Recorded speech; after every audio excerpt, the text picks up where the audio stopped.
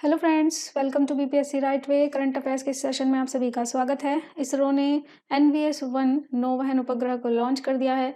57वां ज्ञानपीठ पुरस्कार दामोदर मौजो को मिला है और 31 मई को मनाते हैं हम विश्व तंबाकू निषेध दिवस। तो चलिए चलते हैं आज के सेशन में। आगे हम पढ़ेंगे ढेर सारे करंट अफेयर्स, लेकिन उससे पहले वीडियो पॉज करिए और इस क्वेश्चन का आंसर हमें कमेंट बॉक्स में लिखकर जरूर बताइए। प्रवीण कुमार श्रीवास्तव को केंद्रीय सतर्कता आयुक्त के रूप में नियुक्ति मिली है। आपको बताना है कि केंद्रीय सतर्कता आयोग किस समिति की सिफारिश पर स्थापित किया गया था। आप चाहें तो ये भी बता सकते हैं कि कौन से सन में इसे स्थापित किया गया था। So Praveen Kumar Srivastava has taken oath as the central vigilance commissioner and आपको बताना है कि central vigilance commission was established on the recommendation of which committee. तो देखते हैं हम आज का पहला न्यूज। विश्व तंबाकू निषेध दिवस 31 मई को मनाया जाता है। 1987 में तंबाकू महामारी पर विशेष ध्यान आकर्षित करने के लिए इसकी स्थापना की गई थी। इस बार की थीम रही है we need food not tobacco. Okay, अब क्योंकि हेल्थ से रिलेटेड संस्था है तो WHO का रोल यहाँ पर आता है। UN की एजेंसी है विश्व स्वास्थ्य संगठन, मुख्यालय है जिनेवा के अंदर और स्थापना यदि आप याद रख सकते हैं तो 1948 को की गई थी।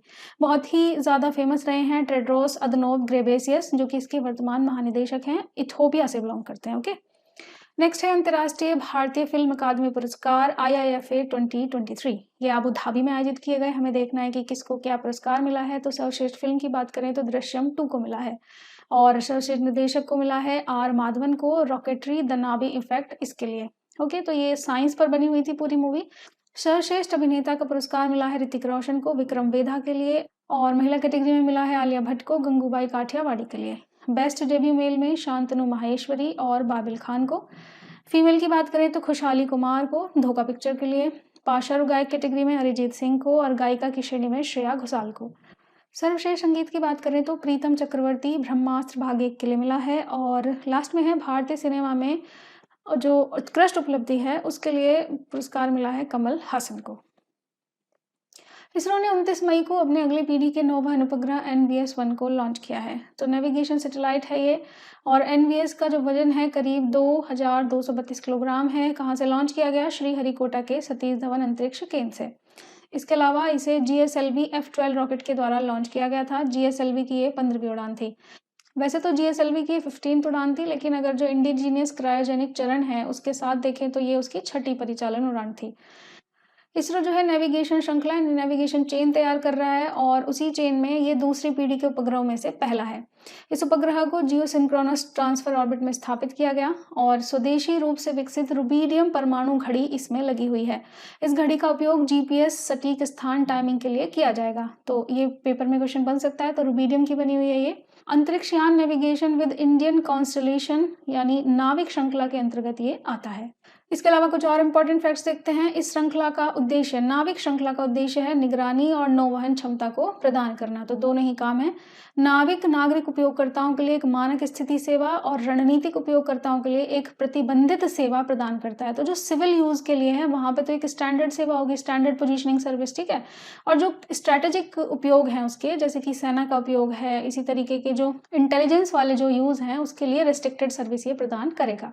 नाविक एक भारतीय क्षेत्रीय उपग्रह नेविगेशन प्रणाली है जो बिल्कुल GPS के ही समान होगी। यह भारत में और मुख्य भूमि के आसपास 1500 किलोमीटर तक फैले क्षेत्र में सटीक और वास्तविक समय का नेविगेशन प्रदान करता है। नाविक सिग्नल 20 मीटर से बेहतर उपयोगकर्ता की स्थिति को भी सटीकता प्रदान करते हैं और 50 नैनोसेकंड से बेहतर समय सटीकता भी प्रदान करते हैं, यानी टाइमिंग एक्यूरेसी यहाँ पे बहुत अच्छी है।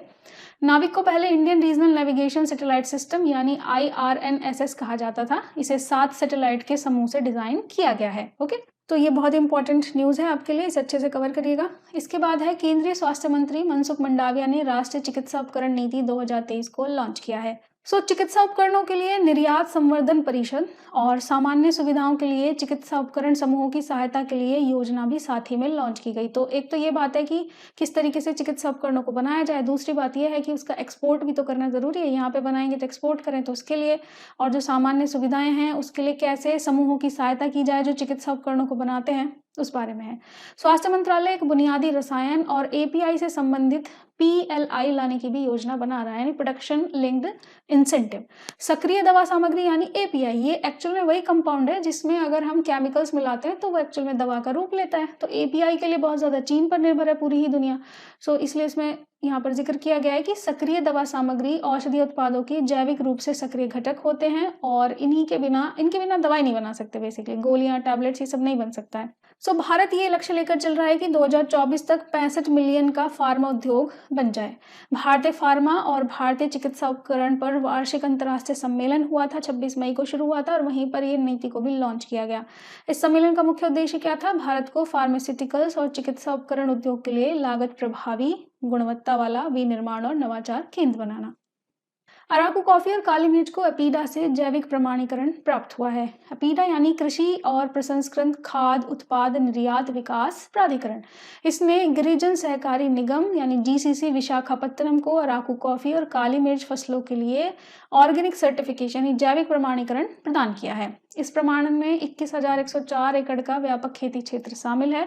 गोंडी पकालू, लम्मा सिंगी, कप्पलू, GK वीधी, पेदावलसा और एरा चेरुवेलू समूहों में 1300 किसान कॉफी और काली मिर्च उगाते हैं। ये जो अराकू कॉफी है आंध्र प्रदेश की अराकू घाटी में की जाती है। तो ज्योग्राफी का भी क्वेश्चन है कि देखिए अराकू घाटी कहाँ पर है? आंध्र प्रदेश में। यहाँ की खासियत क्या है कि यहाँ पर आयरन युक्त मिट्टी में इसे उगाया जाता है, यानी जिसमें कि आयरन की मात्रा, लोह की मात्रा अधिक होती है वहां पर, और लाल लेटेराइट मिट्टी में इसे उगाया जाता है। 57वां ज्ञानपीठ पुरस्कार गोवा के लेखक दामोदर मोजो को दिया गया है। उन्होंने बहुत सारी कोंकणी में पुस्तकें लिखी हैं, लगभग 25, और एक अंग्रेजी में भी उनकी बुक प्रकाशित हुई है। इसके अलावा बहुत सारे अनुवाद भी इनकी पुस्तकों के हुए हैं। और मोजो ने एक और प्रसिद्ध उपन्यास लिखा था कार्मेलिन, इसे भी 1983 में साहित्य अकादमी का पुरस्कार मिल चुका है। यदि खाली गोवा की बात करें तो गोवा से दामोदर मोजो दूसरे हैं। पहले 2008 में रविंद्र केलेकर को भी ज्ञानपीठ पुरस्कार मिल चुका है। ज्ञानपीठ पुरस्कार क्या है? साहित्य में उत्कृष्ट योगदान के लिए हर साल भारतीय ज्ञानपीठ के द्वारा दिया जाता है और ये भारतीय संविधान में मान्यता प्राप्त 22 जो शेड्यूल्ड भाषाएं हैं उनमें साहित्यिक कार्य के लिए दिया जाता है। पहला पुरस्कार मिला था 1965 में। DGCA ने हेलीपोर्ट लाइसेंस देने की प्रक्रिया को सरल बनाया है। इससे पहले क्या होता था कि एक आवेदक को लाइसेंस के लिए आवेदन करने से पहले गृह मंत्रालय, रक्षा मंत्रालय, पर्यावरण मंत्रालय, एयरपोर्ट अथॉरिटी ऑफ इंडिया और साथ ही स्थानीय प्रशासन से भी NOC प्राप्त करना होता था। तो इतनी सारी जगह से हेलीपोर्ट के लिए लाइसेंस के लिए आवेदन करना पड़ता था। अब क्या करना है कि अब 5 बाहरी संगठनों से NAC के लिए आवेदन जो है एक ही संबंधित पोर्टल पर एक ही टैब से मिल जाएगा। यानी एक टैब को क्लिक करिए, 7 जगह पे ये चला जाएगा और आपको लाइसेंस मिल जाएगा। DGCA सतह स्तर के साथ साथ इमारतों की ऊंचाई या छतों पर हेलीपोर्ट के लिए हेलीपोर्ट लाइसेंस प्रदान करता है। एक व्यक्ति जो लाइसेंस लेना चाहता है उसे EGCA पोर्टल के माध्यम से ऑनलाइन आवेदन अब जमा करना होगा। ठीक है, इसकी शुरुआत कब की गई थी? 2021 में EGCA। तो पहले तो सारा पेपर वर्क था, अब इसको ऑनलाइन मोड में ट्रांसफर किया गया। तो अभी भी क्या था कि 5 अलग अलग जगह से आप लाइसेंस के लिए NOC लीजिए, देन आपको मिलेगा। तो अब इस चीज़ को सुविधाजनक बनाया गया है। नागरिक उड्डयन महानिदेशालय की यदि हम बात करें तो नागरिक उड्डयन के क्षेत्र में ये एक नियामक संस्था है। यह विमान संशोधन अधिनियम 2020 के तहत अब एक वैधानिक निकाय बन गया है। तो ये करंट का भी क्वेश्चन हो सकता है। ये वैधानिक निकाय बन गया इस संशोधन के द्वारा, स्टैट्यूटरी बॉडी, और ये नागरिक उड्डयन क्षेत्र में सुरक्षा के मुद्दों से निपटने के लिए जिम्मेदार है। प्राइवेट पायलट लाइसेंस हो या कमर्शियल पायलट लाइसेंस, सबसे जुड़े मुद्दे यही लाइसेंस जारी करता है। और विक्रम देवदत्त फिलहाल इसके महानिदेशक हैं। जो कैग है गिरीश चंद्र मुर्मू ने फिर से विश्व स्वास्थ्य संगठन का बाहरी लेखा परीक्षक चुना गया है। तो ऑडिटिंग के लिए फिर से उन्हें चुना गया है और इनका पिछला कार्यकाल 19 से 23 तक था और अब जो दोबारा चुना गया है तो 24 से 27 तक वो चुने गए हैं। ये 76वीं विश्व स्वास्थ्य सभा में निर्णय लिया गया। तो इस वर्ष कैग के लिए यह दूसरा प्रमुख अंतर्राष्ट्रीय लेखा परीक्षा दायित्व है, यानी सिर्फ यही उन्हें नहीं मिला ऑडिटिंग का कार्य, उन्हें अंतर्राष्ट्रीय श्रम संगठन के भी बाहरी लेखा परीक्षक के रूप में भी उन्हें ही चुना गया है 2023 में। कंबोडिया के राजा नोरडोम सिहमोनी ने भारत की अपनी पहली यात्रा शुरू की है। 29 से 31 मई तक वो भारत की यात्रा पर थे। उनकी यात्रा भारत और कंबोडिया के बीच राजनयिक संबंधों की 70वीं वर्षगांठ की समारोह की परिणति है। लास्ट बार 1963 में कोई कंबोडिया राजा भारत आया था। भारत और कंबोडिया के संबंध पहली शताब्दी ईस्वी से ही हैं। काफ़ी सांस्कृतिक और आर्थिक संबंध हैं और इसके अलावा विभिन्न विकास परियोजनाओं के लिए कंबोडिया को भारत अनुदान और रियायती ऋण भी देता रहता है, जिसमें अंकोर वाट का मंदिर, तापरोहा और प्रेह विहार के प्राचीन मंदिरों का जीर्णोद्धार शामिल है। भारत ने भारत से रक्षा उपकरणों की खरीद के लिए कंबोडिया को $50 मिलियन के ऋण की भी पेशकश की है। सरकार ने अटल भूजल योजना को 2027 तक बढ़ाने का फैसला लिया है। राष्ट्रीय स्तर की संचालन समिति NLSC ने 2 वर्ष तक इसे बढ़ाने का निर्णय लिया। पहले इसे 2025 तक ही समाप्त हो जाने वाली थी स्कीम, लेकिन अब कब तक रहेगी? 2027 तक। ऐसा कोविड के अंदर जो कार्य नहीं हो पाए थे उसकी वजह से निर्णय लिया गया है। जल उपयोग दक्षता को बढ़ावा देने में महत्वपूर्ण भूमिका के लिए विश्व बैंक के द्वारा भी इस योजना की सराहना की गई है। इससे जो है वाटर यूज जो है उसमें एफिशिएंसी का काम हो रहा है। इसी योजना ने ड्रिप सिंचाई और फसल विविधीकरण जैसी विभिन्न जल तकनीकों के माध्यम से लगभग इतने हेक्टेयर को सिंचित क्षेत्र में ये ले आया है। कब लॉन्च किया गया था? 2020 में। 7 भारतीय राज्यों के 80 जिलों में इसे लागू किया जा रहा है। तो 7 स्टेट में ध्यान रखिएगा। मुख्य फोकस क्या है? जल संरक्षण और स्मार्ट जल प्रबंधन, उसकी दिशा में सामुदायिक व्यवहार परिवर्तन लाना, पूरे कम्युनिटी का बिहेवियर चेंज लाना इसका लक्ष्य है। यह योजना जल दक्षता में सुधार के लिए नवीन सिंचाई तकनीकों को प्रोत्साहित करती है, यानी नई नई सिंचाई की जो तकनीकें हैं जिनसे पानी का जो दोहन है अच्छी तरीके से हो सके, उसका वेस्टेज कम से कम हो, और साथ ही जो भूजल है उसका भी पुनर्भरण आराम से हो सके। कॉन फिल्म फेस्टिवल का 76वां संस्करण हुआ और इसमें जस्टिन ट्रिएट की एनाटॉमी ऑफ अ फॉल ने पाल्मे डी ओर जीता है, जो कॉन फिल्म समारोह में दिया जाने वाला सबसे अधिक पुरस्कार है। सर्वश्रेष्ठ निर्देशक का मिला द पॉट ऑफ फेल के त्रान अन हंग को, पटकथा के लिए मॉनेस्टर के यूजी समाकोटा को, और जूरी पुरस्कार फॉलन लीव्स के अकी करिश्मिका को। इसके अलावा सर्वश्रेष्ठ लघु फिल्म थी 27, इसके लिए फ्लोरा अन्ना बुडा को ये मिला है। आप यहाँ पे बस जस्टिन ट्रिएट का खासतौर पे नाम याद रखिएगा, और अदरवाइज यदि आप याद रख सकते हैं तो 1-2 नाम और यहाँ से याद कर लीजिएगा। वित्त वर्ष 2023 की चौथी तिमाही में भारत की शहरी बेरोजगारी दर 6.8% गिर गई है। न्यूज उतनी इंपॉर्टेंट नहीं है क्योंकि ये डेटा तो चेंज होता रहता है। फिर हमने यहाँ पर इस न्यूज को क्यों लिया है? यहाँ पे हम कुछ जरूरी जो वर्डिंग्स है, टेक्नोलॉजिकल वर्ड्स हैं, उनको पकड़ने की कोशिश करेंगे। तो 4 साल में सबसे निचला स्तर है ये शहरी बेरोजगारी दर का। अक्टूबर-दिसंबर की तिमाही में 7.2% थी ये। आंकड़ा किसने जारी किया है? राष्ट्रीय सांख्यिकी कार्यालय ने। ठीक है, आवधिक श्रम बल सर्वेक्षण इस पर जारी किया गया है और इसमें दिखा रहा है कि श्रम बाजार में सुधार हो रहा है थोड़ा थोड़ा। सबसे अधिक ये देखने में आई थी 2021 के अप्रैल से जून तिमाही में, बेरोजगारी दर 20%। कोविड का काल चल रहा था। और श्रमिक जनसंख्या अनुपात क्या होता है, श्रम बल भागीदारी क्या होता है, बेरोजगारी दर किसे कहते हैं, ये हमें समझना है। तो श्रमिक जनसंख्या अनुपात WPR क्या है कि जनसंख्या में नियोजित व्यक्तियों का प्रतिशत, यानी जितनी जनसंख्या है उसमें से कितने को रोजगार मिल रखा है उसका प्रतिशत, उसे श्रमिक जनसंख्या अनुपात कहते हैं। सपोज करिए कि 100 लोग हैं, टोटल जनसंख्या 100 लोगों की है और उसमें से 60 लोगों को रोजगार मिल रखा है, तो 60% ये होकर निकल के आ जाएगा। दूसरा क्या है? श्रम बल भागीदारी दर, यानी LFPR। ये क्या होता है? जनसंख्या में श्रम बलों में व्यक्तियों का प्रतिशत। इससे काम करना या तलाश करना या काम के लिए उपलब्ध होना सब चीज शामिल है। यानी काम कर रहे हैं आप, काम तलाश रहे हैं आप, या काम के लिए अवेलेबल है, भले आपके पास काम है या नहीं है, उसको हम यहाँ पे इस रेशो में दिखाते हैं। यानी बेसिकली जो श्रम बल है, जो एक्चुअल में काम कर सकता है, चाहे काम है उसके पास या नहीं है, वो तलाश रहा है या वर्किंग है, सभी को काउंट करना है। और अनएम्प्लॉयमेंट रेट यानी UR, इसके क्या मतलब है? श्रम बल में व्यक्तियों के बीच बेरोजगार व्यक्तियों का प्रतिशत। तो ये इसमें सिर्फ हम उन लोगों को काउंट करेंगे जो जिनके पास काम नहीं है, चाहते हैं करना पर है नहीं। तो इस तरीके से ये तीनों चीजें। आगे देखते हैं, नेपाल ने सतलुज जल विद्युत निगम लिमिटेड को दूसरी जल विद्युत परियोजना विकसित करने की भी अनुमति दी है। लगभग 4900 करोड़ रुपए की ये परियोजना रहेगी। नाम क्या है? अरुण 4। ठीक है, पहले से ही सतलुज जल विद्युत निगम वहां पर 900 मेगावाट का अरुण 3rd जल विद्युत परियोजना का विकास पहले से कर रही है। और इसका ये जो पूर्वी नेपाल में अरुण नदी पर स्थित एक रन ऑफ रिवर परियोजना है और इसे कब तक पूरा करने का लक्ष्य है? 2024 तक। प्रधानमंत्री है नेपाल के पुष्प कमल दहल प्रचंड ने निवेश बोर्ड नेपाल की एक बैठक की अध्यक्षता की और वहीं पर यह निर्णय लिया गया। चेन्नई सुपर किंग्स ने इंडियन प्रीमियर लीग 2023 जीत लिया है। किसको हराया? गुजरात टाइटंस को। कहाँ खेला गया? अहमदाबाद के नरेंद्र मोदी स्टेडियम में। और 5 विकेट से हराया। 5वां IPL का खिताब चेन्नई सुपर किंग्स ने जीता है। 16वां ये संस्करण था IPL का। किस किस को क्या क्या मिले हैं पुरस्कार देख लेते हैं। Player of the match Devon Conway और player of the series Shubman Gill.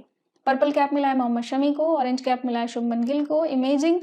Emerging player of the season Yashasvi Jaiswal. Catch of the season Rashid Khan. Most valuable player में भी शुभमन गिल और फेयर प्ले पुरस्कार मिला है दिल्ली कैपिटल्स को।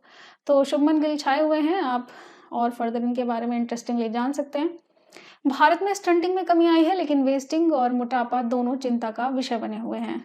यूनिसेफ, WHO और विश्व बैंक के द्वारा एक रिपोर्ट जारी की गई है। नाम है संयुक्त कुपोषण अनुमान JME और इसी में ये बताया गया है। वैश्विक और क्षेत्रीय रुझानों के अनुरूप भारत ने स्टंटिंग में कमी दिखाना शुरू कर दिया है और 2012 की तुलना में 22 में यदि हम देखें तो 5 साल से कम उम्र के स्टंट बच्चों की संख्या 1.6 करोड़ कम दर्ज की गई है। भारत में 5 वर्ष से कम उम्र के बच्चों में स्टंटिंग पहले कितनी थी? 12 में 41%, 22 में कितनी होगी गिर के? 31%, यानी इससे काफ़ी संख्या में कमी आई है। पिछले 10 सालों में स्टंटिंग के वैश्विक बोझ में भारत की हिस्सेदारी भी घट गई है 30 से 25%, यानी टोटल बच्चे जितने स्टंटिंग से शिकार हैं उसमें से 25% भारत की हिस्सेदारी है। और 2022 में कुपोषण संकेतक के वैश्विक बोझ में 49% भारत की हिस्सेदारी थी और उसमें वेस्टिंग का जो प्रसार है वो 18.7% है। और मोटापे की यदि हम बात करें तो 2022 में ये 2.8 और बढ़ गया, फिर से और बढ़ रहा है। तो मोटापा और वेस्टिंग इन दोनों में वृद्धि हो रही है। वैश्विक स्तर पर स्टंटिंग का प्रसार जो है वो केवल 22% का है और भारत में कितना है भाई? 31%। यानी वैसे तो पिछले आंकड़ों के मुकाबले स्टंटिंग कम हुई है भारत में, लेकिन अगर हम ग्लोबली कंपेयर करें तो अभी भी बहुत ज़्यादा है।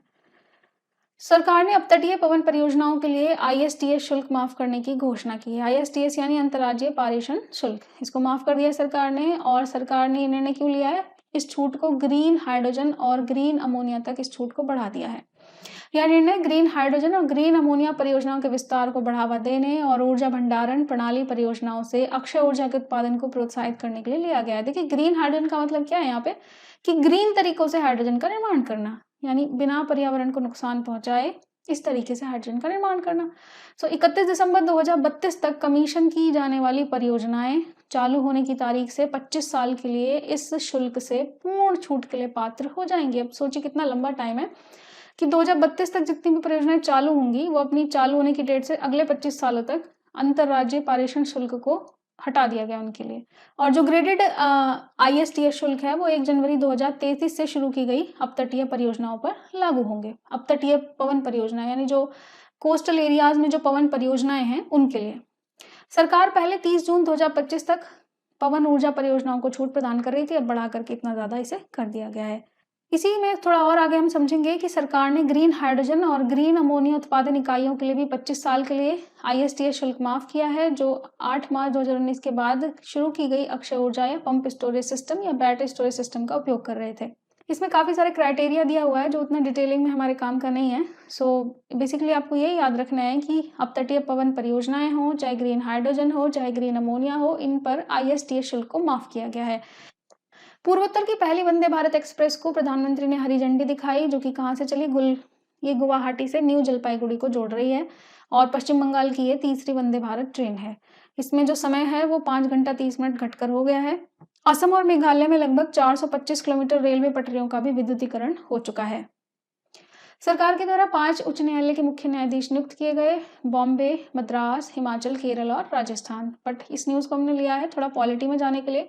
अनुच्छेद 217 कहता है कि एक उच्च न्यायालय के न्यायाधीश को राष्ट्रपति के द्वारा अपने हस्ताक्षर और मोहर के तहत वारंट द्वारा नियुक्त किया जा सकता है। यानी कौन नियुक्त करता है भाई? राष्ट्रपति। नियुक्ति कौन करता है? राष्ट्रपति। हमने देख लिया किस प्रकार से करता है कि ये भारत के मुख्य न्यायाधीश और उस संबंधित राज्य के राज्यपाल के परामर्श के बाद राष्ट्रपति ही मुख्य न्यायाधीश की नियुक्ति करता है, लेकिन परामर्श किसका है? इन दोनों को ध्यान रखिएगा। शपथ कौन दिलाता है? तो राज्य के राज्यपाल, या फिर यदि वो UT है, केंद्र शासित प्रदेश है, तो उपराज्यपाल वहां पर शपथ दिलाते हैं। कार्यकाल कितना है मुख्य न्यायाधीश का? 65 वर्ष की आयु तक पद पर ये बने रहते हैं। अल्पसंख्यक मामलों के मंत्रालय ने यूनानी चिकित्सा प्रणाली के विकास का समर्थन किया है। अल्पसंख्यक मंत्रालय ने भारत में यूनानी चिकित्सा सुविधाओं के प्रचार और उन्नयन के लिए केंद्रीय यूनानी चिकित्सा अनुसंधान परिषद और राष्ट्रीय यूनानी चिकित्सा संस्थान बेंगलुरु का समर्थन किया है। अल्पसंख्यक मामलों के मंत्रालय ने प्रधानमंत्री जन विकास कार्यक्रम के तहत 45 करोड़ रुपए के अनुदान को मंजूरी दी है।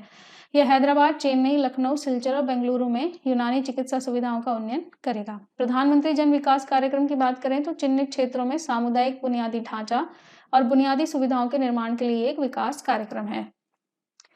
देखिए, प्रवीण कुमार श्रीवास्तव ने केंद्रीय सतर्कता आयुक्त के रूप में शपथ ली है और शपथ जो है राष्ट्रपति द्रौपदी मुर्मू ने किया। शपथ ग्रहण समारोह का संचालन केंद्रीय सतर्कता आयोग जो है इसकी अध्यक्षता CVC करता है और इसमें अधिकतम 2 जो अन्य सतर्कता आयुक्त भी होते हैं, इनका कार्यकाल 4 वर्ष या 65 साल की आयु जो भी पहले हो तब तक बना रहता है।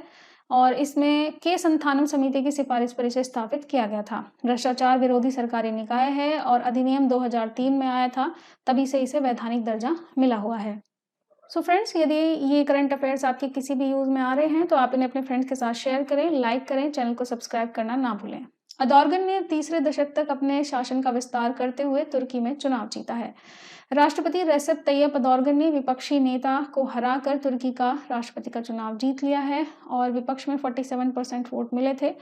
काफ़ी ज़्यादा चर्चा में है ये। और यदि हम तुर्की की बात करें, जिसे अब तुर्की नाम दिया गया है, तो ये आधिकारिक तौर पर एक गणराज्य है, अंतर महाद्वीपीय देश है, मुख्य रूप से पश्चिम एशिया में अनातोलिया प्रायद्वीप पर स्थित है। वेयर इज अनातोलिया प्रायद्वीप? आप ध्यान रखिएगा, तुर्की है। इसकी राजधानी कहाँ पर है? अंकारा। मुद्रा चलती है तुर्की लीरा। भारतीय सेना के सप्त शक्ति कमांड के द्वारा अभ्यास सुदर्शन शक्ति 2023 का आयोजन किया गया। कहाँ पर? राजस्थान और पंजाब में पश्चिमी सीमाओं पर। ये जो सुदर्शन शक्ति अभ्यास है, ये भारतीय सेना की परिचालन तैयारियों का परीक्षण करने के लिए डिजाइन किया गया था। इसमें बस इतना याद रखना है आपको। और साथ ही ये भी बोला जा रहा है कि अभ्यास को इसके दायरे और उद्देश्य में अद्वितीय माना जाता है। ये यूनिक है सुदर्शन शक्ति अभ्यास। क्यों? क्योंकि इसका उद्देश्य है इलेक्ट्रॉनिक युद्ध का मुकाबला करना भी है। पटना CBDC का उपयोग करने वाला देश का पहला नगर निगम बन गया है। पटना नगर निगम के महापौर, उप महापौर और नगर आयुक्त के द्वारा डिजिटल मुद्रा ₹रुपये का उद्घाटन किया गया। CBDC यानी सेंट्रल बैंक डिजिटल करेंसी, इसका इस्तेमाल भारत का ये जो पटना नगर निगम है, पहला ऐसा नगर निगम हो गया है और भारतीय रिजर्व बैंक ने इस डिजिटल करेंसी को बनाया है। नाम से पता लग रहा है, सेंट्रल बैंक यानी रिजर्व बैंक। इसका उपयोग पूरे पटना नगर निगम में किया जाएगा। सभी जोनल और पेमेंट काउंटरों पर इसका इस्तेमाल किया जाएगा। यदि हम CBDC की बात करें तो एक डिजिटल मुद्रा है, लेकिन यह मुद्रा निजी मुद्रा से जरा अलग है। RBI के द्वारा इसे जारी किया गया है और डिजिटल रूप में ये एक कानूनी निविदा है, यानी लीगल टेंडर है। डिजिटल मुद्रा ₹रुपया एक बेहतर और सुरक्षित प्रणाली है, जहां भुगतान होते ही राशि तुरंत जमा हो जाती है। निजी डिजिटल मुद्राएं किसी भी व्यक्ति की देनदारियों का प्रतिनिधित्व नहीं करती हैं, क्योंकि उनका कोई जारीकर्ता नहीं है। लेकिन यहाँ पे किसे जारी किया है? RBI ने इसे जारी किया है। नीति आयोग गवर्निंग काउंसिल की 8वीं बैठक हुई, अध्यक्षता की प्रधानमंत्री ने, और इसका जो विषय था वो था विकसित भारत @2047, टीम इंडिया की भूमिका। इसमें कुल 7 विषयों पर चर्चा हुई, जैसे MSME और बुनियादी ढांचा निवेश और महिला सशक्तिकरण, स्वास्थ्य पोषण, कौशल विकास, इन सभी मुद्दों पर वहां पर चर्चा हुई। बैठक में राज्यों के मुख्यमंत्री, उपराज्यपाल, केंद्रीय मंत्री और नीति आयोग के उपाध्यक्ष और सदस्यों ने भी भाग लिया। राष्ट्रीय इस्पात निगम लिमिटेड RINL ने 2022-23 में कार्यस्थल सुरक्षा में सुधार के लिए सुरक्षा उत्कृष्टता श्रेणी के लिए क्या जीता है? ग्रीन टेक सेफ्टी अवार्ड जीता है भाई। ठीक। इसके बाद बर्मिंघम के पहले भारतीय मूल के लॉर्ड मेयर चुने गए हैं। कौन? चमन लाल। महाराष्ट्र कैबिनेट की नई योजना के तहत किसानों को हर साल 6,000 रुपए मिलेंगे। तेलंगाना राज्य सरकार ने सभी 33 जिलों में कम से कम एक नशा मुक्ति केंद्र स्थापित किया है। राज्य कौन सा है? तेलंगाना। तमिलनाडु ने जापानी कंपनियों के साथ 6 MOU पर साइन किए हैं। भारत ने NCC CBA महिला वॉलीबॉल चैलेंज कप का खिताब जीत लिया है। काठमांडू में इसे आयोजित किया गया था। इसके अलावा उत्तर प्रदेश ने ओडिशा हॉकी संघ को हराकर 13वीं हॉकी इंडिया सब जूनियर पुरुष राष्ट्रीय चैंपियनशिप 2023 जीती है। बोला अहमद टिनुबू ने नाइजीरिया के राष्ट्रपति के रूप में शपथ ली है। भारत ने 2024 तक श्रीलंका के लिए 1 बिलियन क्रेडिट लाइन का विस्तार किया है। और लास्ट में है संयुक्त अरब अमीरात से 30 मई को इन्होंने MBR एक्सप्लोरर नामक एक ग्राउंड ब्रेकिंग स्पेस मिशन की योजना की घोषणा की। ये मिशन मंगल और बृहस्पति के बीच जो शुद्ध ग्रह बेल्ट होती है, एस्टेरॉइड्स, उसका पता लगाएगा और मार्च 2028 में लॉन्च किया जाएगा। तो ये थे हमारे आज के करंट अफेयर्स। फिर मिलते हैं आपसे जून के करंट अफेयर्स के साथ। तब तक आप जुड़े रहें और सभी जो ज़रूरी लिंक्स हैं हमारे डिस्क्रिप्शन बॉक्स में हैं। हमारे ऐप, हमारी वेबसाइट और हमारा टेलीग्राम आप ज़रूर ज्वाइन करें। Thank you.